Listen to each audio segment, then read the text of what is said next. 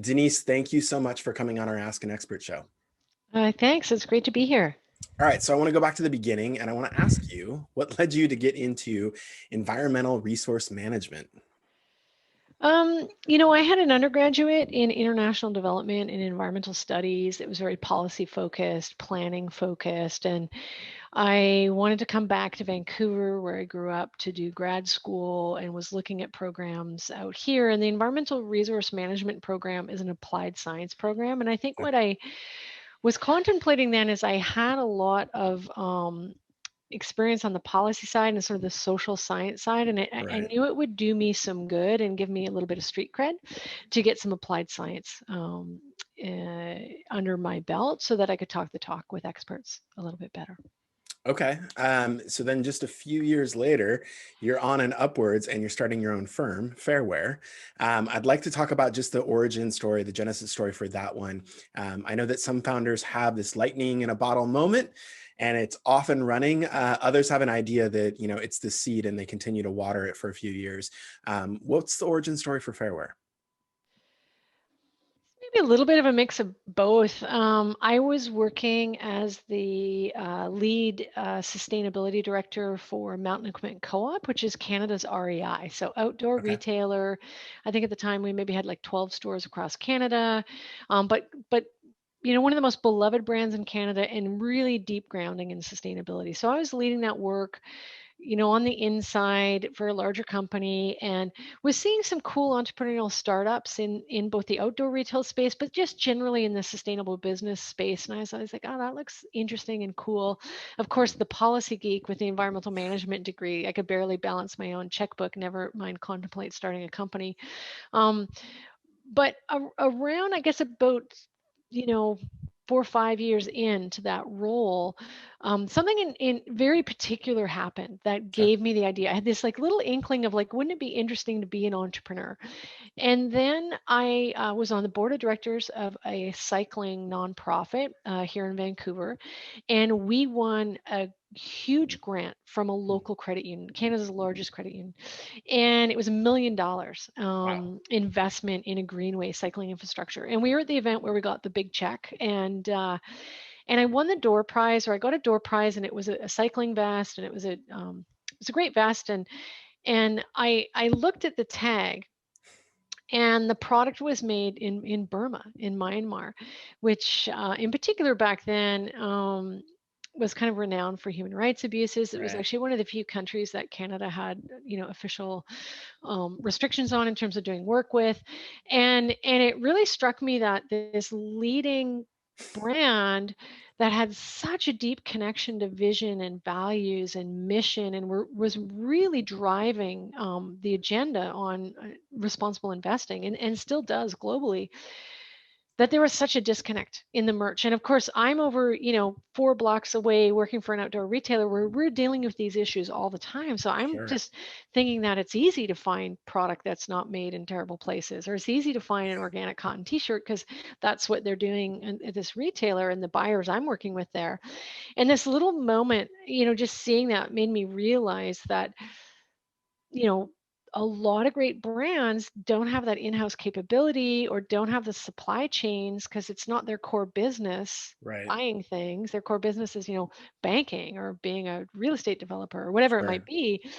Um, but I can't find great stuff. And that's really where the story started. And then I started asking people, nonprofits I knew or other great brands, what are you doing for your merch? And that's where this like litany of stories started emerging of great brands having like terrible merch, like terrible, Right. terrible promotional products, or being scared of it, or kind of closing their eyes, like I'm not sure where we get it. I don't even want to ask, that Right. kind of response. And Sure. that's where, so in some ways it's like that good old fashioned marketplace gap. Like it just became glaringly clear for me that there was a gap in the marketplace and there was no one within that promotional products space that was really approaching sustainability in a wholesome way, whether, through the lens of social justice and ethical sourcing and the materials and the chemical management and the carbon footprint. Like, no one was really doing that in the way that, the Nikes and the Patagonias and the Ben and Jerry's and brands like that were really out on the forefront for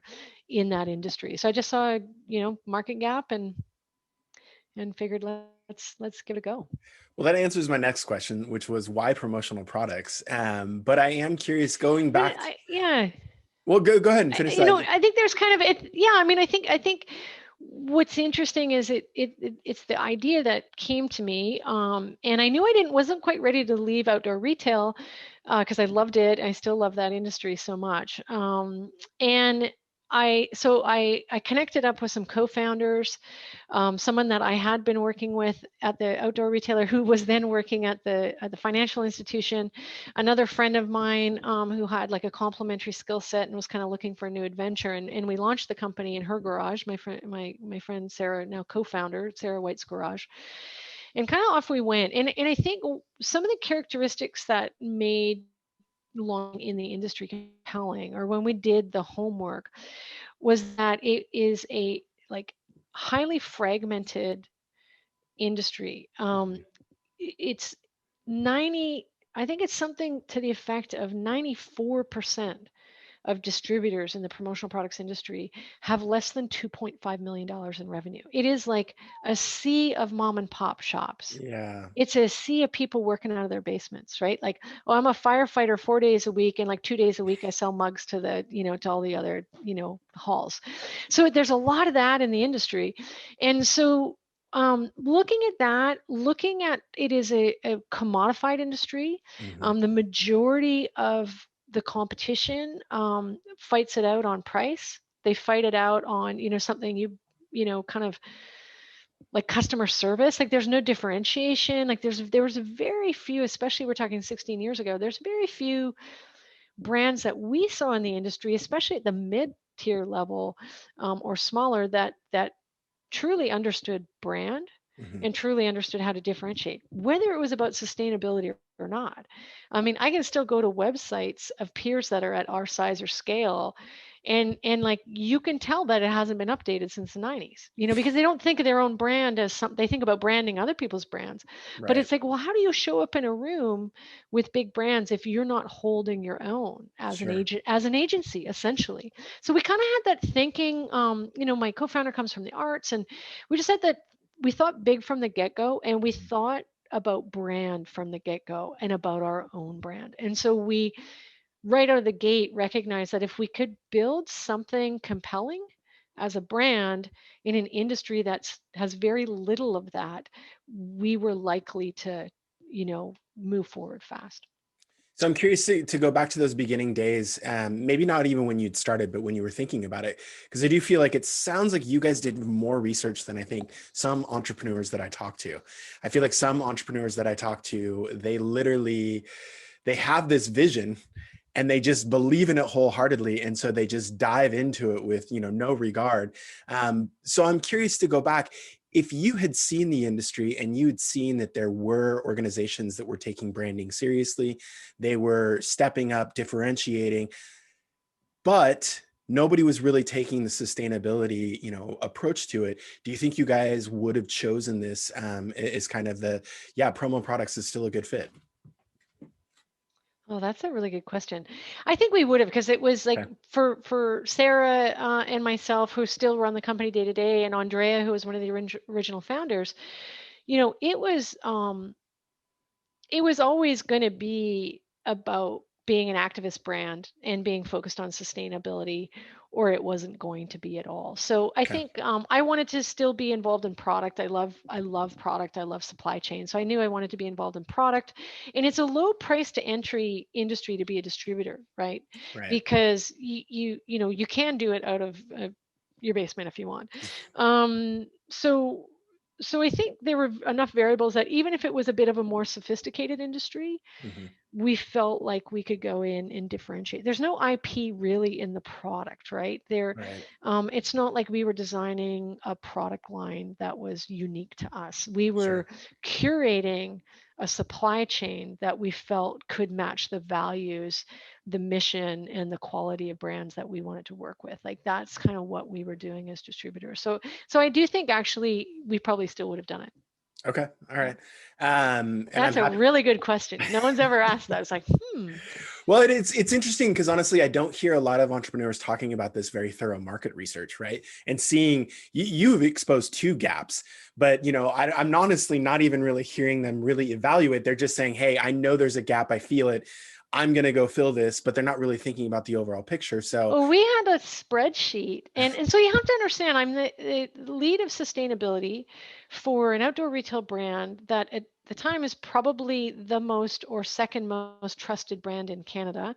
right. Um, our supply chain are folks like Patagonia and Nike who are like, driving change on this. Our peer group in terms of writing CSR reports in the early 2000s is small, and we're all friends, right? So Yeah. when we decided to do this, we built a little table. I can remember exactly where I was sitting in an old apartment, and it had like the client name on the left, and it had like 6 questions like, where do you buy it now? Do you consider these like environmental sustainability, ethical sourcing?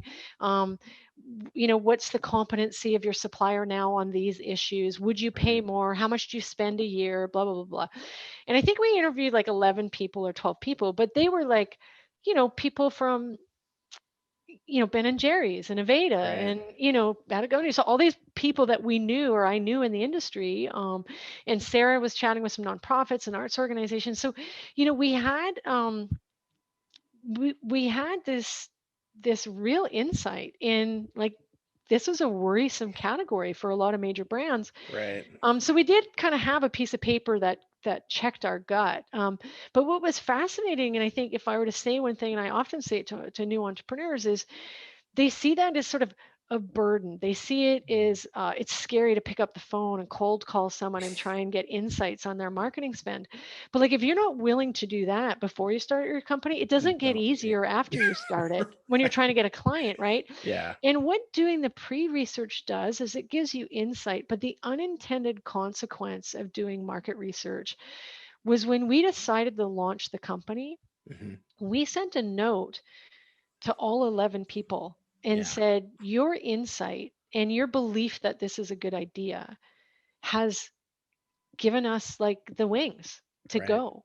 And then we had 11 people on a immediate fan club, like cheerleaders, bought in, vested, feeling like they were there at the beginning and that they started the company.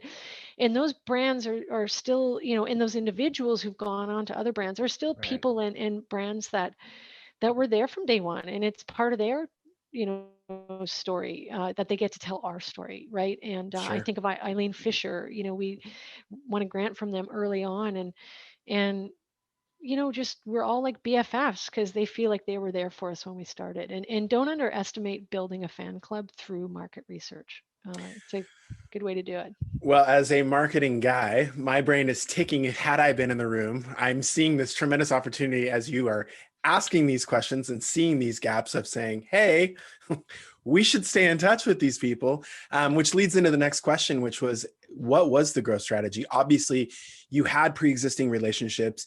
You had a very kind of formalized process, kind of introducing, thought concepts and, talking about what you guys were looking to maybe fill. So you had kind of a leg up coming out of the gates, but what did you guys have a strategy or was it as simple as that?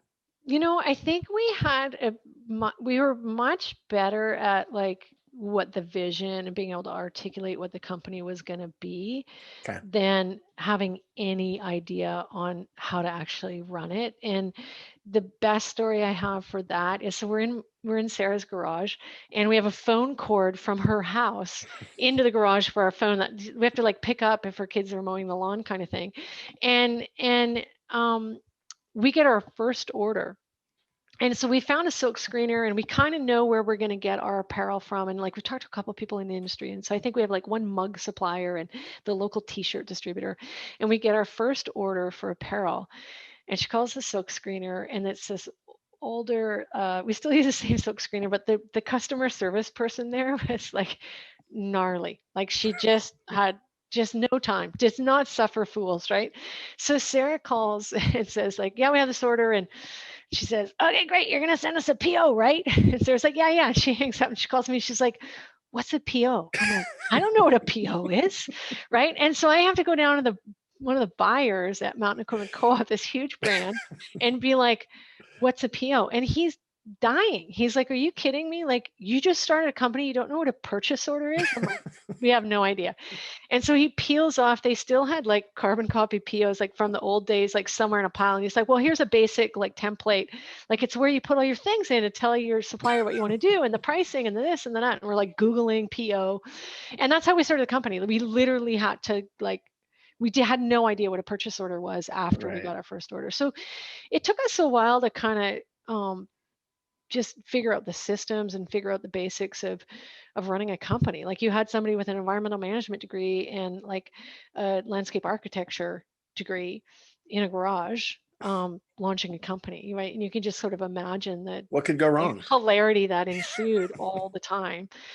One of our first orders, we get like, we're super excited. It's all these recycled pens, and we get it, and the word recycle is misspelled.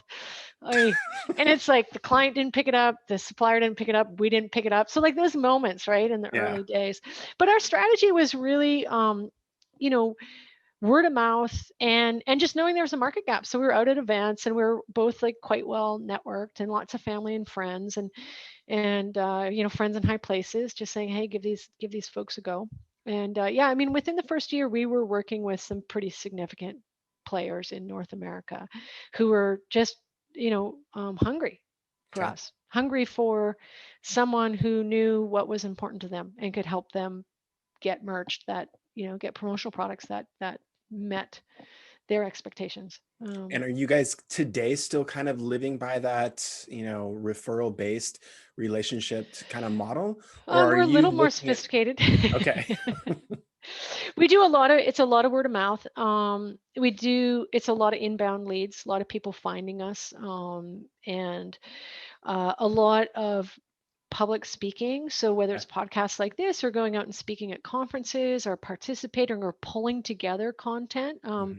that's been really effective for us where we take some of our clients or suppliers who are like experts in a particular area and we pitch bringing them to the table to an event or onto a podcast to talk about the kinds of issues like when you're a head of marketing for a brand and you're trying to wrap your arms around how to source better and you're not a ethical sourcing person, you've never audited a factory in your life or you don't even know the questions to ask, like how do you do that or how do you approach that? So I think that's been really quite successful for us, but we have a very, very modest, marketing budget. It's we've had some support externally. We do a fair bit of stuff in-house, but it's a lot of good old-fashioned just getting out there, being at events, networking. I mean, we're very involved in the B Corp movement. We're very involved in other social justice, environmental kind of movements and communities in North America and here in Vancouver, and that helps. Sure. Like it's a bit like you want to find your your people, right? And so you go to where they are, and it's usually where you want to be if you're values led. You go to networking events that Yeah. are focused on these kinds of issues that are important to us, and you find your people. Okay, so speaking of people, I want to talk about culture of the organization. I think culture, no matter what firm, what agency, what company you have, is incredibly important, whether you believe that or not. I talked to Howard Behar, former president of Starbucks, and he said, and this has just stuck with me. He said, "You may not have the culture you want, but it's the culture you deserve." So I have to imagine culture was probably more at the forefront of your guys' firm compared to other companies coming together just based upon where this was born from. But I'd like to hear it from you. Let's talk about the culture that you guys thought from the beginning and how that's just evolved over time. Well, I think the idea of do you hire for culture, do you train for culture, or do you like how do you build it, how do you sustain it? I think we're huge fans and you hire for it. Okay. Our interview questions, whether it's, anyone in the organization in any role, is deeply steeped in like what's important to you and how do you actualize it in your life vis-a-vis sustainability or social justice. And so we try to bring people in that are values aligned because I think that's just an easier way to go, especially as Sure. a small business. But then you have to keep it alive. And for us, I think we've tried to codify it in different ways, whether it's like through training on how we source or through our product assortment or how we live up to our B Corp values. And maybe it's like measuring our carbon footprint every couple of years, or those sorts of things. And it's being nimble with it. In the last year or so, we started thinking a lot about what does it mean to be an anti-racist organization. Like many Mhm. organizations, it's a conversation that we're having. And then what does that look like? And what does it look like practically? And we kind of dug into it to a point where we're having like weekly meetings, we have Slack channels, and then we've drifted away a little bit from it in the last quarter because it got really busy. And there's some good lessons in that. Like I think our team is really inspired by our vision and our mission. Mhm. And I think there's years or there's months where we're digging into it and we're doing some cool things, or maybe onboarding cool new suppliers, or talking about human rights issues in China right now. And then there's moments in time where we drift from it, Mhm. and I think it was interesting during COVID because there's things that we dug into, and I think the anti-racism work was one of those.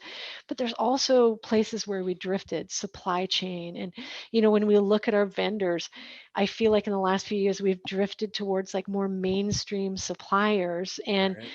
in fact, in 2020, one of our two core strategies as a company was to re-up our game on sustainable products and Mhm. sustainable ethical supply chain, and kind of get back to bringing stuff to market that no one's seeing in our space. And then COVID, and we were sort of joking with the sales team, like, I'm kind of just going to take that slide from last year's strat plan and like put it back in this year's strat plan because we need to do it, right? And so I think Right. it's really easy to drift sometimes from things, and it's your team that holds you accountable. It's our account managers or our sales coordinators who are like, oh hey, by the way, it feels like we're kind of not as cool as we could be on the sustainable product front. We're selling a lot of stuff from like these folks or those folks. Right. So they're holding me to account, being like, oh, you're right, like we gotta up our game. And Sure. I have a role as one of the leaders to play in that, as do they. So I think culture is something you have to work at, you have to keep alive. And also you can't, there's elements of it you can formalize, and elements you just have to like be nimble and let it happen, and then drift and then come back to it, and whatever the topic or the issue might be. But it's key. It's been a huge part of our company, and it's something that my co-founder sort of manages and leads formally for Right. the company, and spends a lot of time thinking about it. We're actually 2021, we're going to re-dig into kind of a reimagination of our mission and vision and values, because we haven't done that in a very long time as a company. It's easy to kind of take it for granted what you think they are. Yeah. No, I love your guys' approach because I think I've talked with some companies and it's kind of, our culture is codified. It is what it is. And, they believe in it. And I think that they do a lot of things to it, but I don't know that there's a lot of reflecting. Hmm. So I think that that's refreshing because life is not stagnant. Yeah. Things do change and slippage happens. And so I like the approach that you guys have. And I like the fact that you have an organization where your colleagues feel empowered to say, hey, I do feel like we're slipping, right? Yeah. Yeah. And that you guys take pause to reflect on that, Hmm. and then internalize and figure out, okay, what's the best path forward.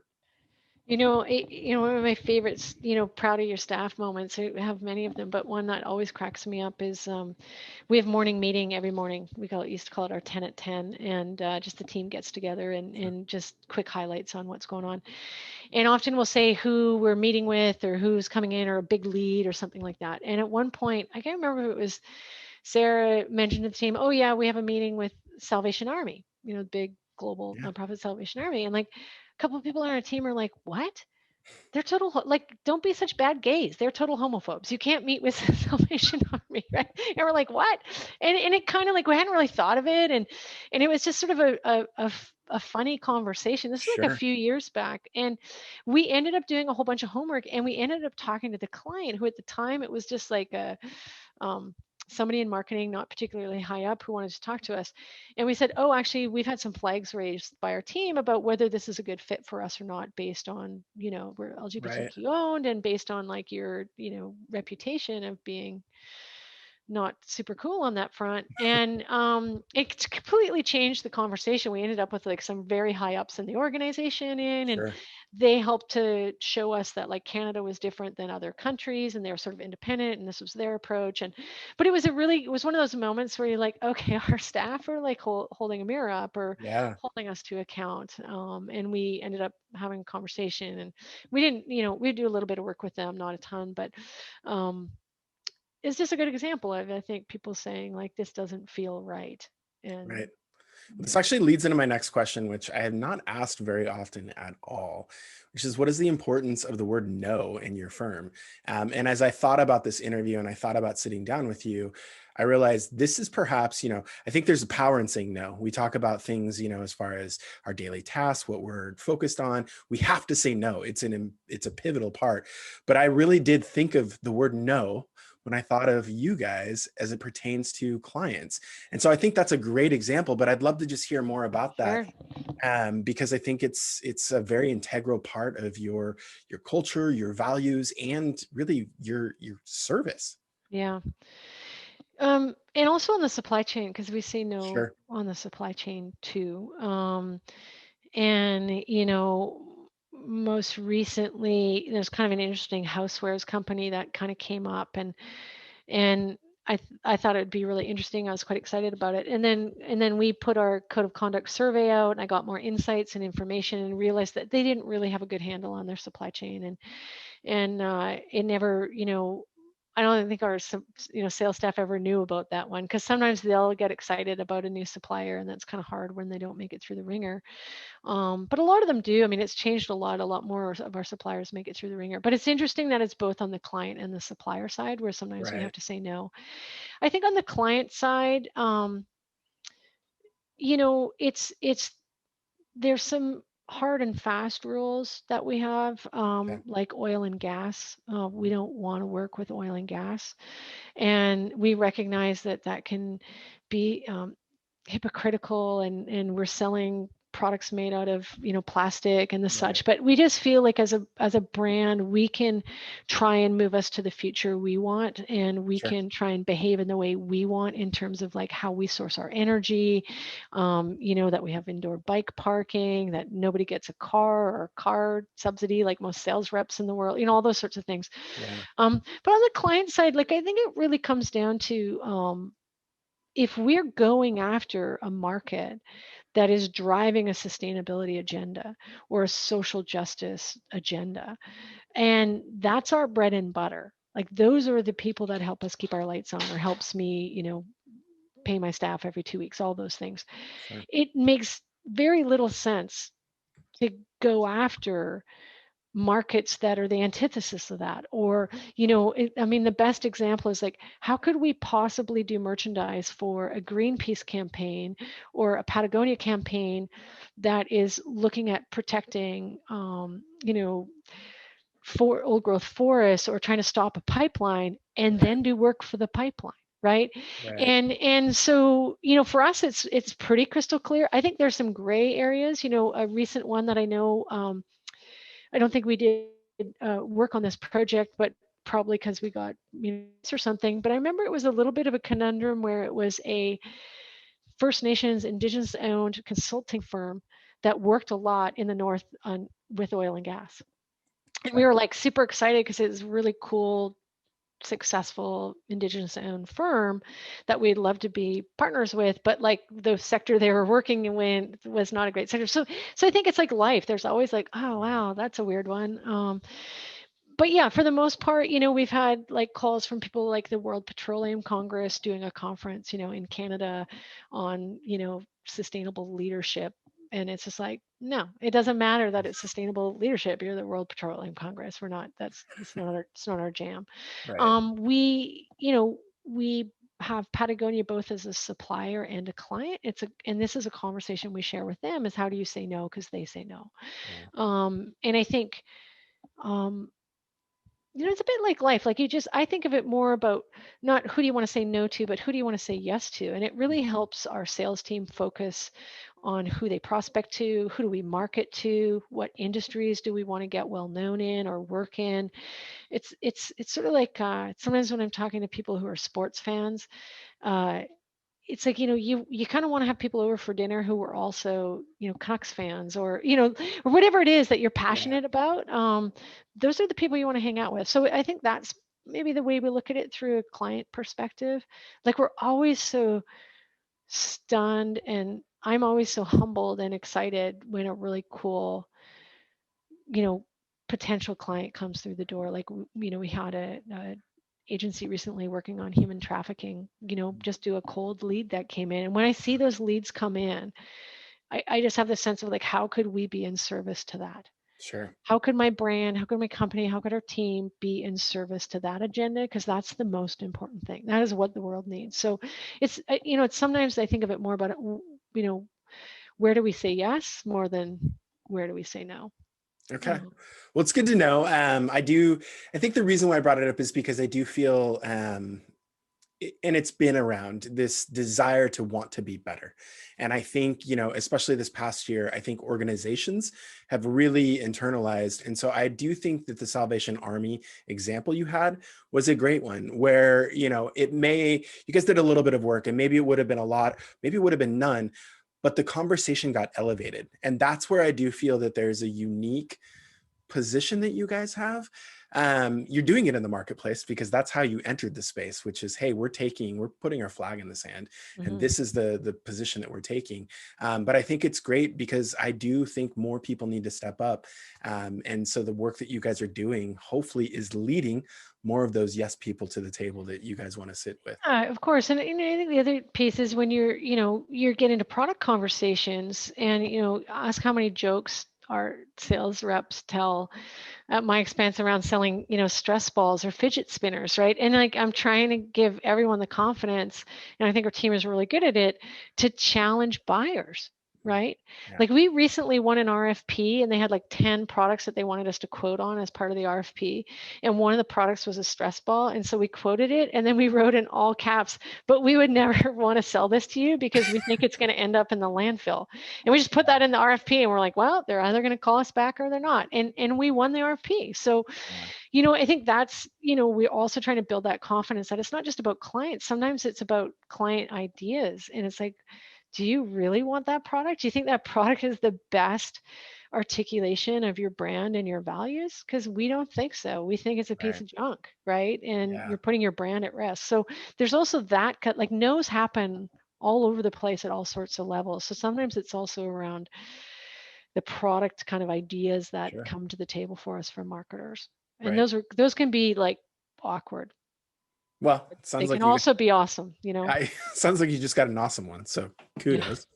All right, we're going to go into quick fire round, just an opportunity to get to know you a little bit better. Do you have a favorite podcast that you're listening to right now? I do, and I just started listening to it like a week ago, and it's the Outside Magazine podcast. Okay, I'm not familiar. And it's, Outside Magazine is just stories of Yeah, like triumph and, epic adventures and fails and risk. And I think I've listened to three of them and they all talk a lot. Like there's also is that stream of like this psychology of getting through things or yeah, setting goals or pursuits. And they're just all really interesting. I'm a huge fan of How I Built This, like yeah. typical entrepreneur, but I can't help myself. But the Outside podcast I'm really enjoying right now.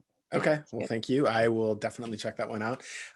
Do you have a a professional inspiration, whether somebody you know or just somebody that you kind of look up to, that helps guide you in your personal career? Oh, that's a good one. I have someone in my old work that I still reflect on a lot. We're not in touch as much anymore, but I definitely have reflected on her, and she did organizational change and was someone in a big organization whose job it was to kind of understand how people tick, how teams tick, how departments tick, how leaders tick, and how change happens. And, the best example would be we went to a time card process in Yeah, like a retailer where, the staff were used to playing hacky sack whenever they wanted in the retail floor. And so like culturally a huge shift to go to like having to like account for your time Sure. in the retail environment. And so there's a technical plan, like where the little reader is going to get drilled into the wall, and the training and the technology and the cards and all the things, right? And then she had this parallel plan, which was the change plan.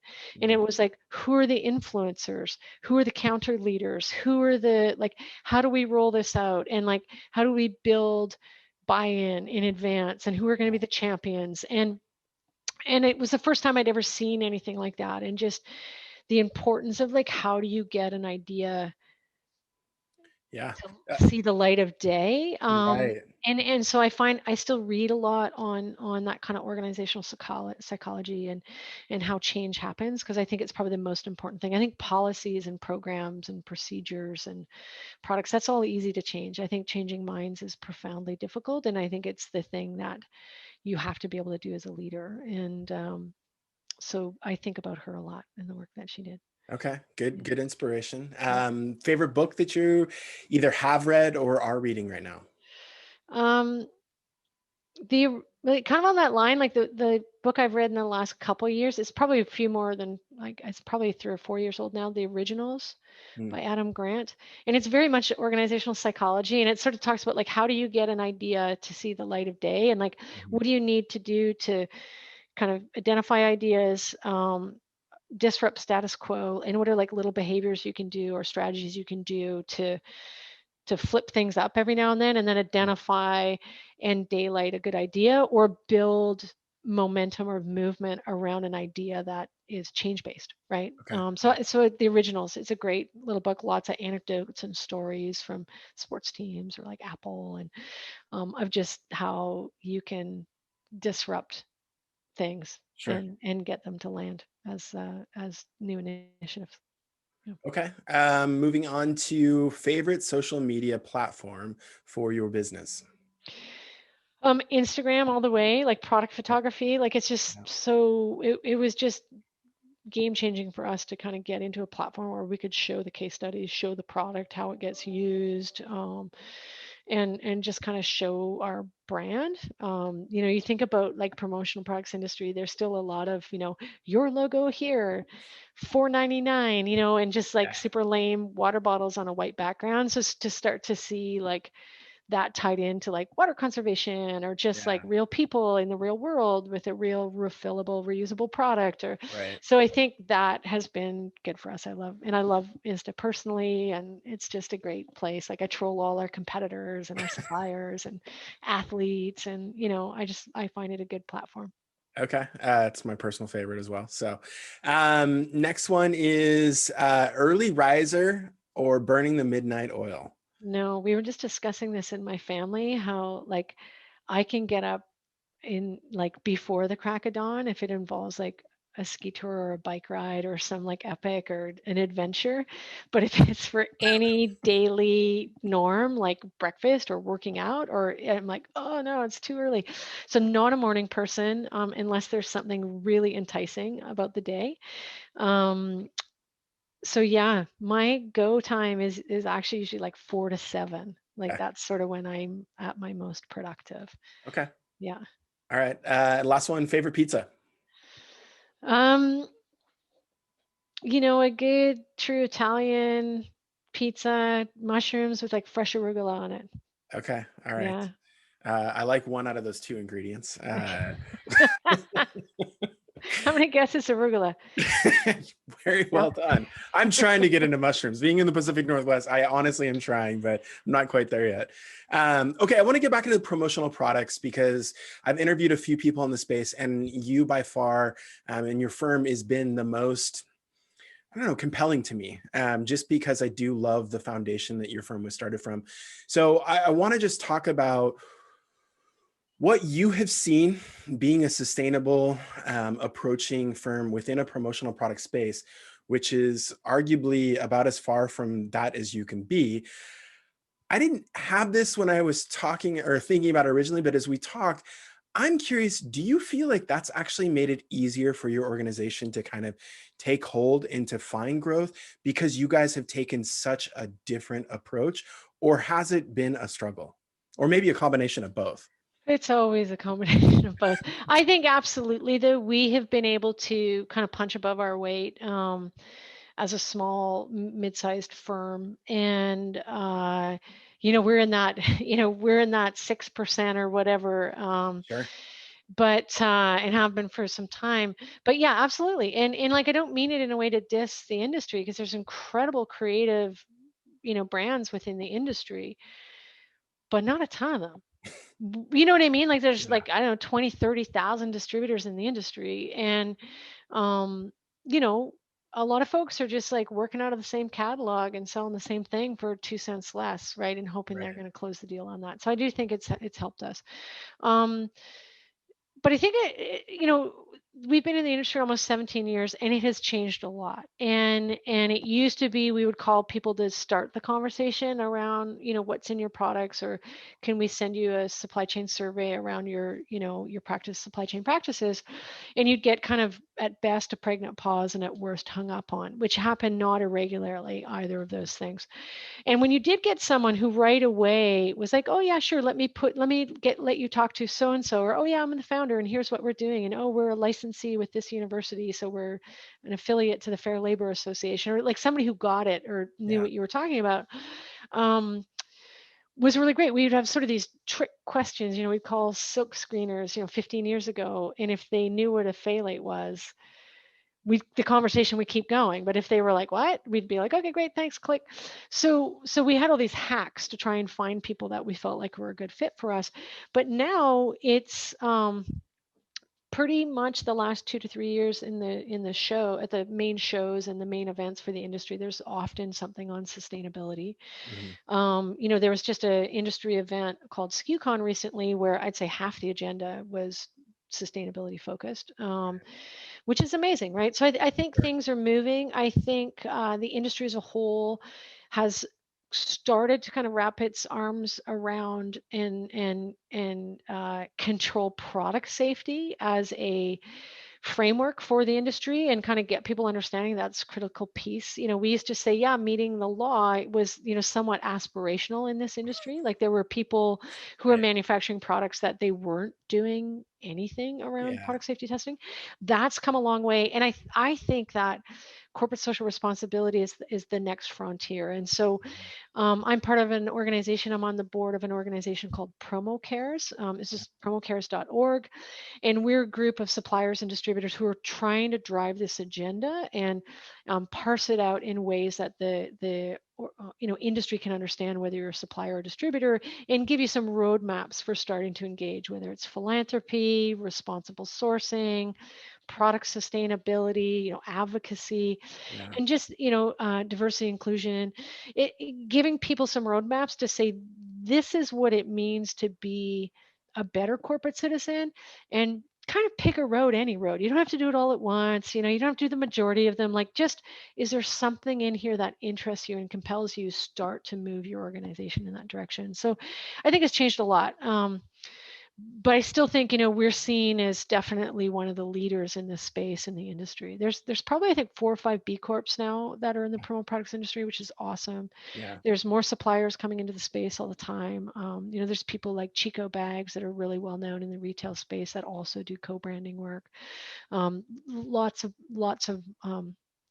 of folks that are getting into the space or have been in the space. So it's getting easier, but it also makes it harder for us to differentiate and keep our edge and keep a step or two ahead of the competition. So it used to be kind of easy to just be the one, and we're not the one anymore. So we're Right. definitely having to up our game, which is good. Okay.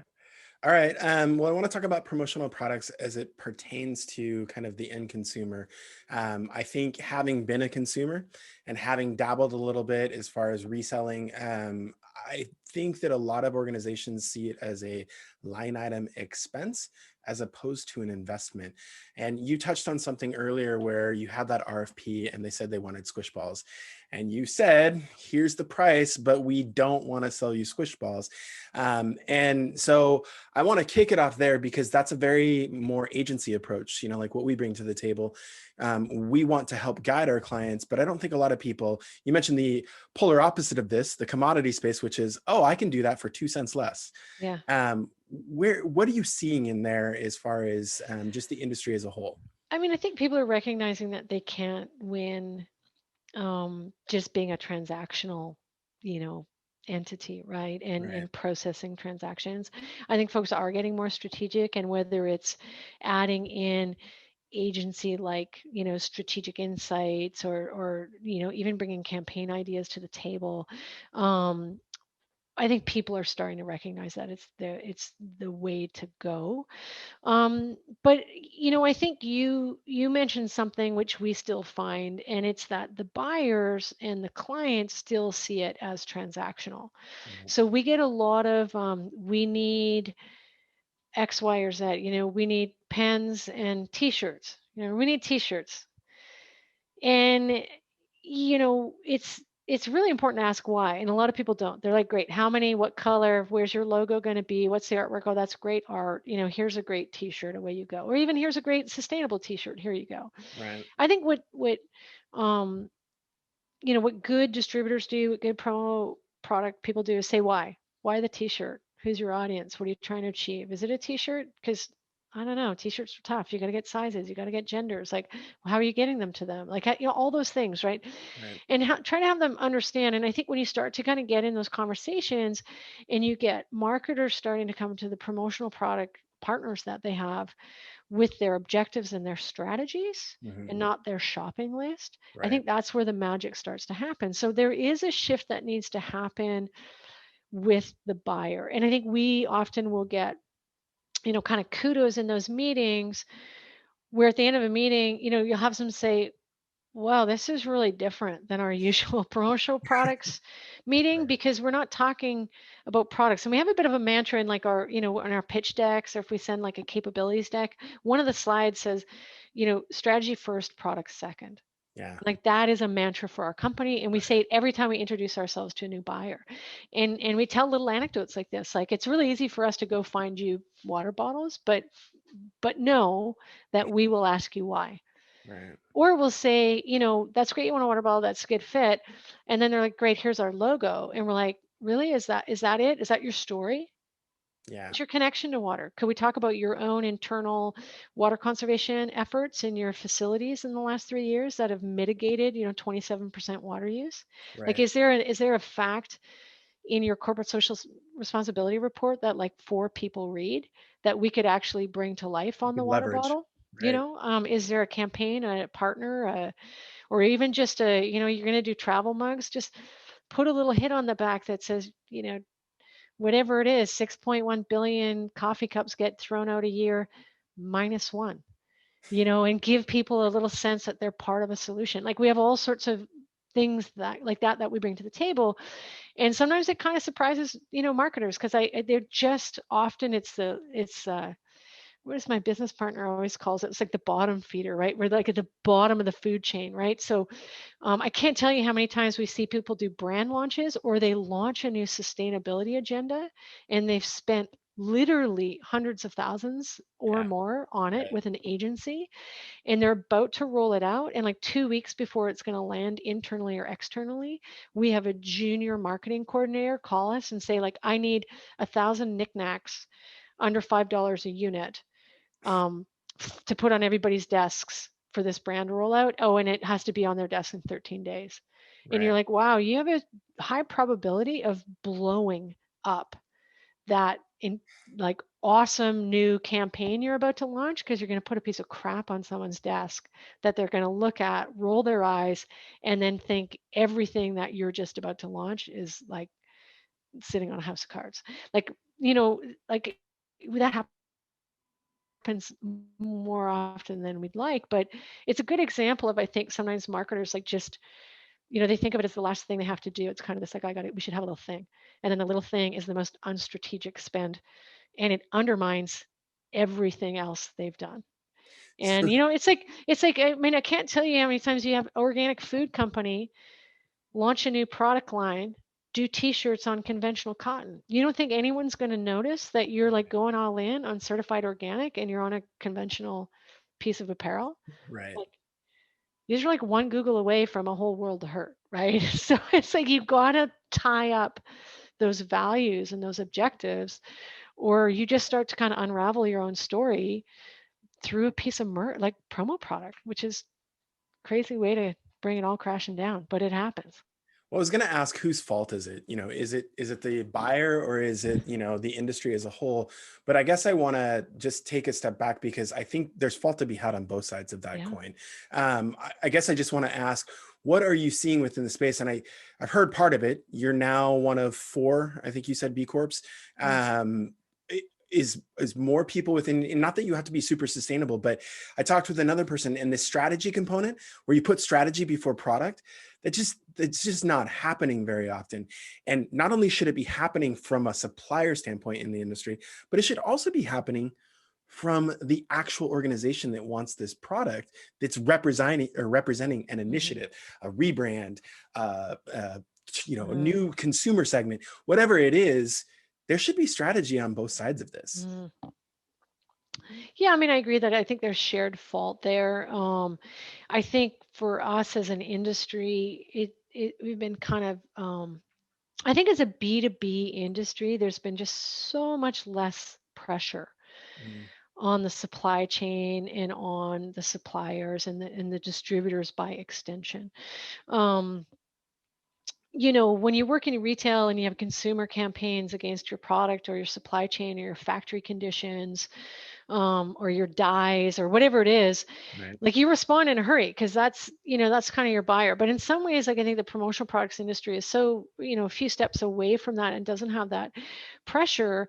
And as a result, I think there's been a lack of like transparency. There's still a lot of, oh, that's my secret sauce.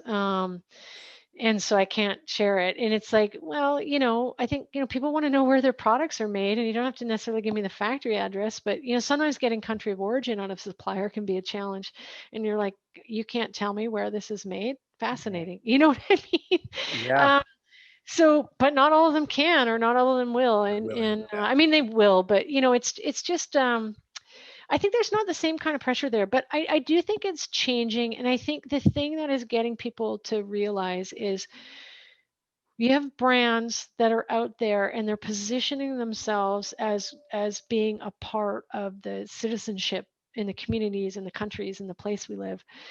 And their brands, as a result, will often get put on pedestals. And this is something that a colleague of mine, Kirsten DeWest, was talking about at the session recently. And she talked about consumer insights that she's garnering for people in the health and wellness category. And she works for a lot of big brands where, the minute that you're in, organic food or yoga or outdoor retail or, whatever it is, people just think you're doing better. People think you have ethical supply chains. People think your products fair trade. People think it's made from organic cotton, and they put you on a pedestal. And you might rightly or wrongly be up there, but it Right. doesn't matter because they've put you up there. And if there's something that happens that makes you topple off of that, you're going to fall a really long way. And Mhm. I think what we need to understand as a promotional products industry is we're part of the pedestal. And like Mhm. those brands are going to be on a house of cards, or they're going to be on a true solid pedestal. And their supply chains, their employees, like there's all sorts of things that build that stability for the brand to make it authentically good. And promotional product partners have to see themselves as that. So like you do not want to be like part of the house of cards that's going to make that brand come crumbling down because you Right. have human rights abuses in your supply chain as a promotional products distributor. You want to be part of the solid part of that pedestal that's holding Sure. them up legitimately. So I think people are getting that. I think people are starting to understand where, as an industry, we fit into the marketing trajectory or the brand narrative for any company that we work with, whether it's a small scale, local, brand down the street or a large global brand. We're helping hold them up in the community, Right. and we need to do that right. And so I do feel like there's been a wholesale shift in the last few years, and I'm super hopeful, encouraged, and inspired by a lot of my peers in the industry and on the supplier side, and our competitors too, in terms of pushing the conversation. And I'm grateful for conversations like this because people don't think about promotional products. They don't have these conversations. Like marketing podcasts Yeah, kind of skim over us, right? And yet it's an enormous spend, right? It's a huge part of the exactly. marketing wheelhouse. And I think until we start thinking about it strategically and more mindfully, there's a lot of risk in it. So All right, so that's a good conversation to talk about as far as, the pedestal and as far as the importance and the role that promotional products have in it. I want to talk about vernacular because this is something that I think is undercutting the pedestal as we talk about not necessarily from the negative impacts of like, hey, where is this being sourced from?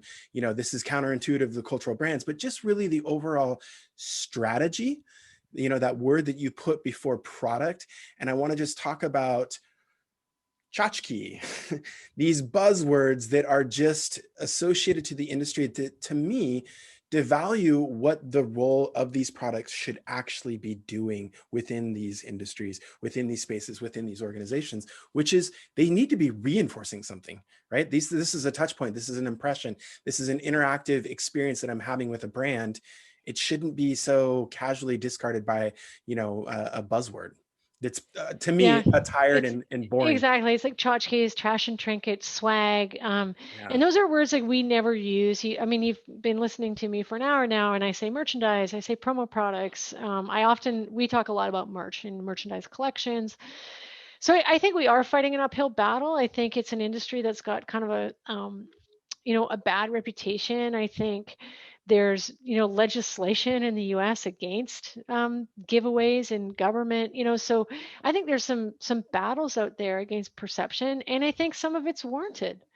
I think there's a part of our industry that deserves everything they're getting in that sense, because I think a lot of folks are not thinking strategically.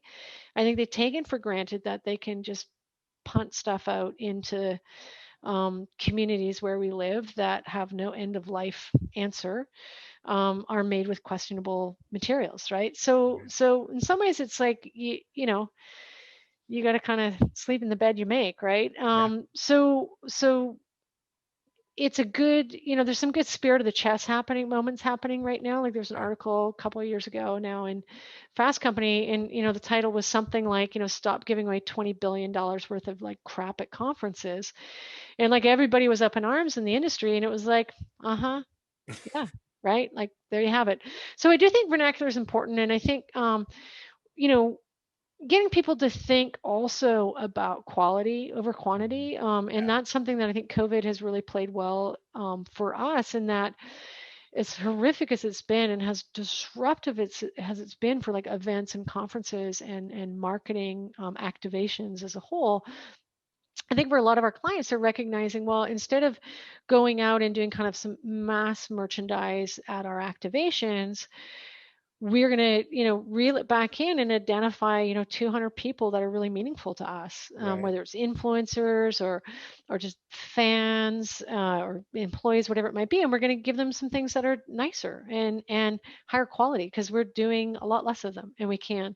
So I think there's something there. The other thing we try to talk to our clients about, and I try and coach our sales team on, is the idea of like the value of a product. And what we often get is someone who only has a certain budget, but they really want like a nice product. So a classic would be like, I have like $5 per unit or $6 per unit, and I want to give away like travel mugs. Well, at $5 or $6 per unit, you're probably going to be like a plastic liner or Right. foam insulation. Like you're not going to have a stainless steel inner outer. Like you're not going to have a quality mug. You're going to have a super cheap travel mug, Sure. right? Yeah. And then so your brand experience is like super cheap, right? Like these guys are cheap. Like Yeah. look at the travel mug they gave me, right? As opposed to saying, okay, well, what is something that's usually $2 or $3? Like the difference between getting a like let me see if I can find some props here, but the difference between getting like um a $2 pen and a $5 pen, and you can't really see the difference, but this pen has brass in it, it's weighted, Yeah. it's gorgeous. I haul it around with me. uh, like I can tell you so many stories about this exact model of pen that's about $5 or $6. It feels like a $30 pen. Right. And the experience is totally different. You think you're like when you get this pen, like you don't throw this pen away, Yeah. right? So how do we say to folks, well, why don't you, you know, if you're going to get something for $5, get something that sort of would be perceived as a lower category spend and get a But on the really higher nice end of one. it. Get the, Yeah. get the highest end thing in that Right. category that's a little bit lower end, as opposed to getting the cheapest possible kind of piece of crap for $5 that you can in a category that really you should be spending about $15 on, or 12 or 17. Like a nice mug, you're going to be like north of $10 to start to get into nicer mugs. So Sure. if you don't have that budget, don't do a mug. Yeah. Right. And those are little conversations, but just starting to get people to shift how they think, around how they spend, and what's important. And again, it's sort of that, what's the experience that you want? Like in even just something as simple as a pen. My favorite is talking to folks who, would be a good example, like a realtor in Vancouver, right? I live in Vancouver, Canada, one of the most expensive real estate markets in the world. Yeah. And you talk to like a mortgage broker, and they're getting, they want to get a bunch of pens that are like $2 pens. I'm like, you're about to sit down with someone who's literally signing a piece of paper that is the most, other than having a kid, is probably the most significant decision they'll ever make in their lives. Right. And you're going to have them sign that with like a $1.99 pen or a 79-cent pen. Like, make it an experience. Like, put it, have them sign it, take the pen, put it in a box, hand them over the pen, make that a keepsake of the moment, like create an emotional connection or experience. So, I think just getting people to think differently about merch, and also, like, if you can't do it well, don't do it. You're not Yeah. going to hurt our feelings. If you look bad, we look bad. So, it's just getting people to just rethink it, because like Sure. you said, it's a very unstrategic spend, transactional spend, and it doesn't have to be. It doesn't have to be, yeah. And I think that's a great way to put it, because I think you're spending, you have the budget. So if you're not going to spend the budget intelligently, then you should put that somewhere else, or you Yeah, should just think intelligently about it, because it, yeah, it is an investment. yeah. So I think one of the bigger challenges too is when you're in organizations, and they're big enough that they have procurement people, and you end up in rooms with both marketers and procurement people, and they're doing their job by grinding you on price and trying to get the best deal. And those situations where you're like, oh, I have to get 3 quotes for everything. Those are situations where, like, we can be competitive. We're not more expensive than the next guy. And on the, like, same, product to product. But when you just, you get a whole sort of department in an organization whose job it is, and they win, and they get remunerated, and they get kudos for perpetuating yeah, cheap stuff, right, right? So it's like, okay, like that's like that's an institutional barrier and a systemic barrier to good things. Like you have something inside that is like holding you back from doing things differently, or innovation, right, because of the way that your buying process happens. So there's lots of interesting things like that come up as well. for sure. Well, Sorry, Denise, procurement people. everybody's got Well, a role, but we don't think. like, yeah. Well, I want to just say this as we wrap here. I think more organizations need to look at what you guys are doing, just from a betterment of society, right? And how that's interwoven within a corporate environment, and specifically within the promotional product space. And it's certainly not limited there. And trust me, I've seen a lot outside of it. But the strategy that you guys put forward, if you're not going to put the effort behind it, it's really not worth the spend at the beginning. And Mhm. so I love what you guys are doing, and I hope that others see it as an inspiration to grow and improve their businesses. Awesome. Well, thanks for this. It's great to kind of get, an opportunity to talk about it outside of the industry. We get asked a lot to talk about it inside the industry, and I think the more we can talk about it to other marketers and get them to rethink the category, and quit handing it off to the admin coordinator, Right. the week before the event, the better. So, Well, Denise, thank you mhm. so much for coming on. Yeah, appreciate it.